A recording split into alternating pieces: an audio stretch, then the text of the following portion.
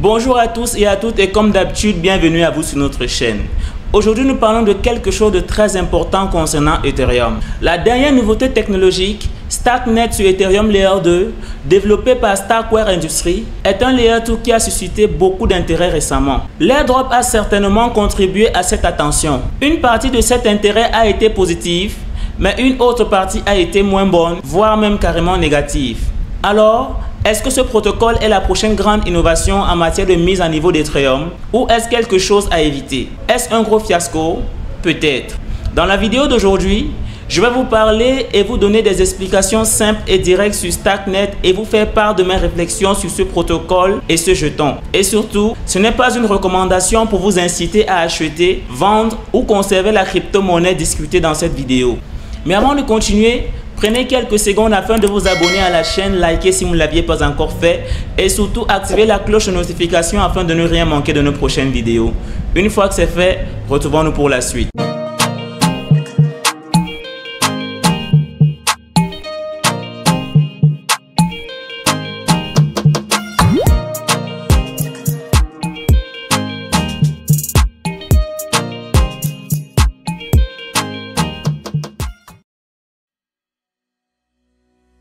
Alors, qu'est-ce que Starknet?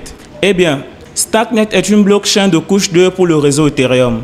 Starknet a été développé et est actuellement exploité par Starkware Industries, une entreprise technologique israélienne fondée en 2018. Ils sont donc présents depuis un moment, ce sont les pionniers dans le domaine.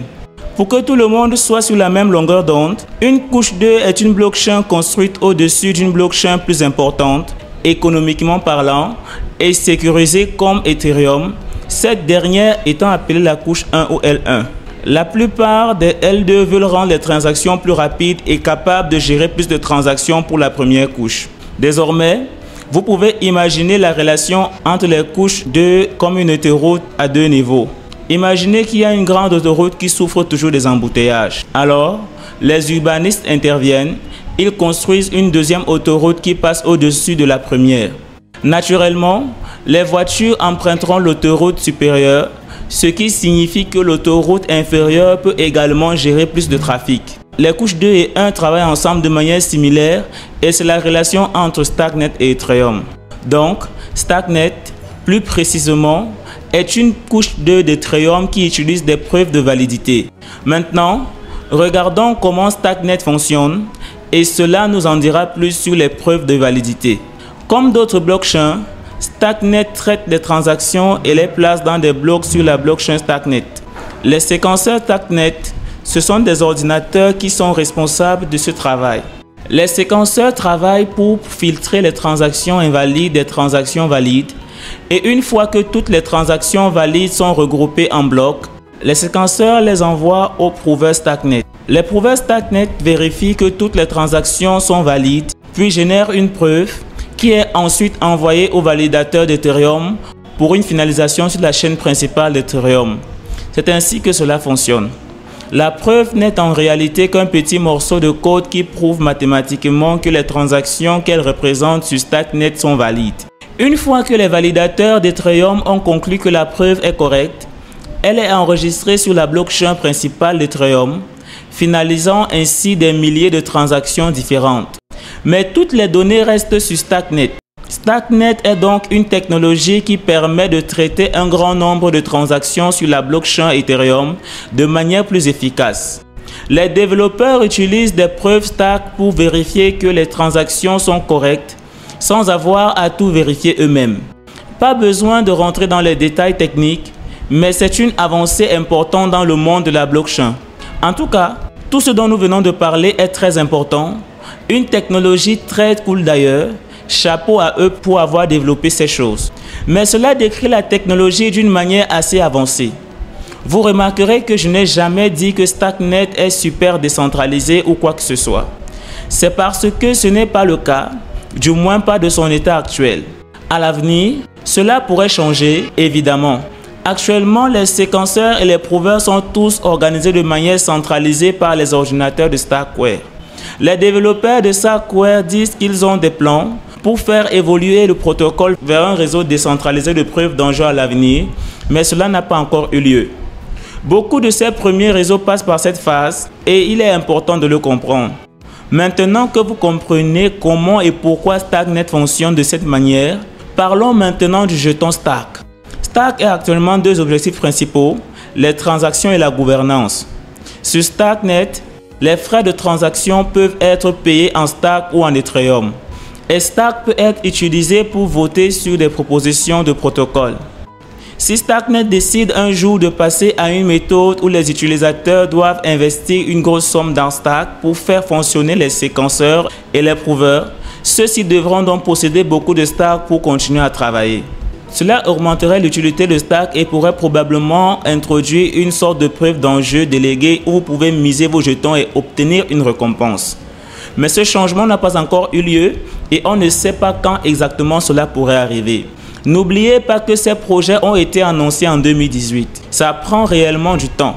En ce qui concerne l'économie du jeton, les développeurs de StackNet ont créé un maximum de 10 milliards de jetons. Actuellement, seulement 7%, soit environ 700 millions de ces jetons, ont été débloqués. C'est beaucoup de pièces, mais c'est assez courant pour ces réseaux en phase initiale. Les 9,3 milliards restants sont progressivement mis en circulation sur une base mensuelle jusqu'en 2031. Sur les 700 millions de pièces initiales, la moitié a été distribuée aux utilisateurs de StackNet sous forme de largage aérien.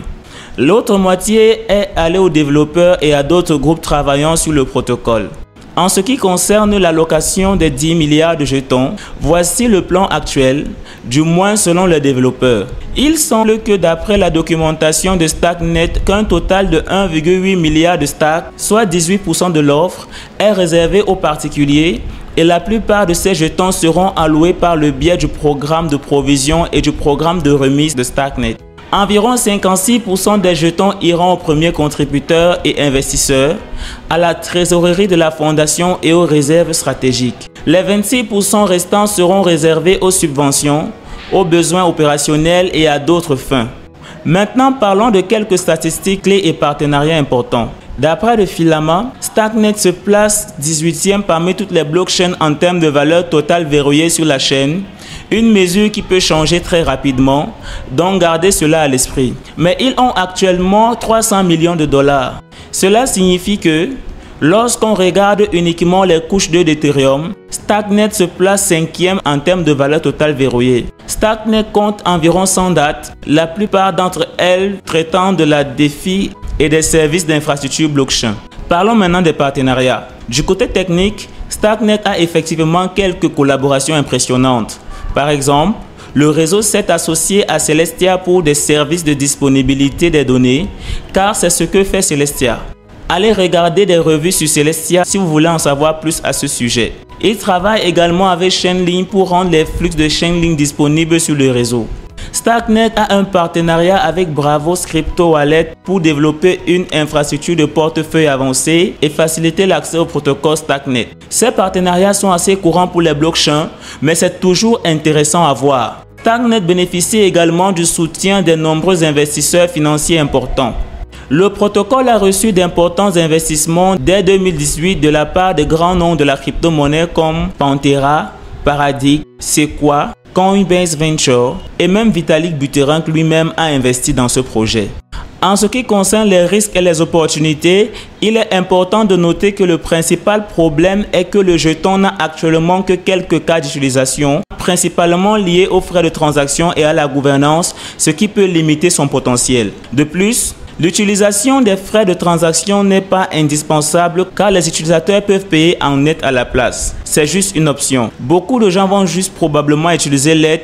Jusqu'à ce que StackNet passe à un réseau de preuve d'enjeu, on ne voit pas vraiment l'importance de l'utiliser. En tant que jeton de gouvernance, le deuxième risque concerne l'économie des jetons de réseau. Il y a eu quelques controverses à ce sujet.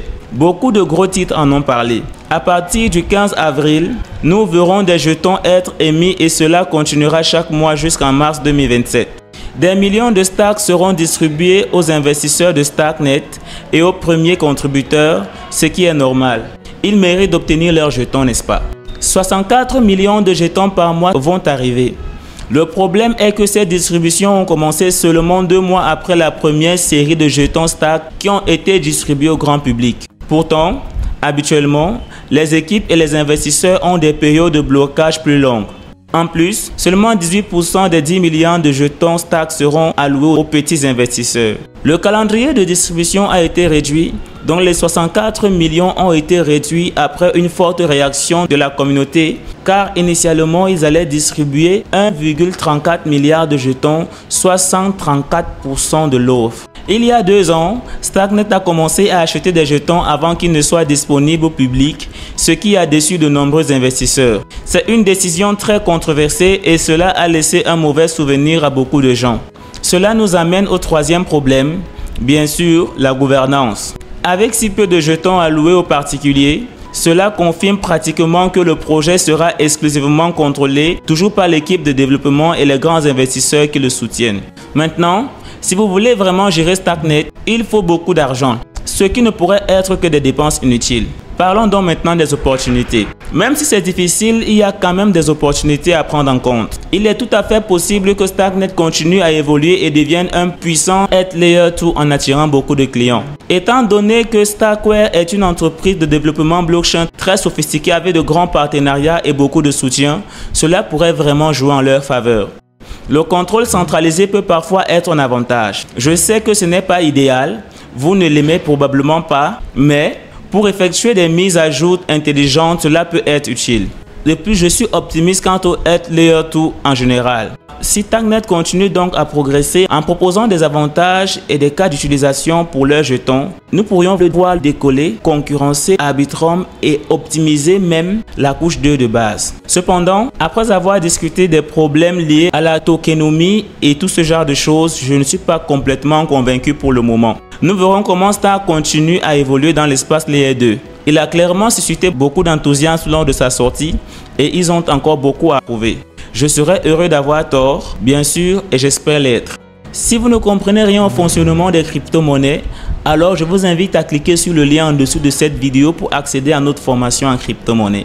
Vous y apprendrez de la façon la plus simple qu'est-ce que c'est que la crypto-monnaie et surtout comment gagner beaucoup d'argent avec la crypto-monnaie en minimisant les risques. Sur ce, en attendant notre prochaine vidéo, likez et gardez le sourire.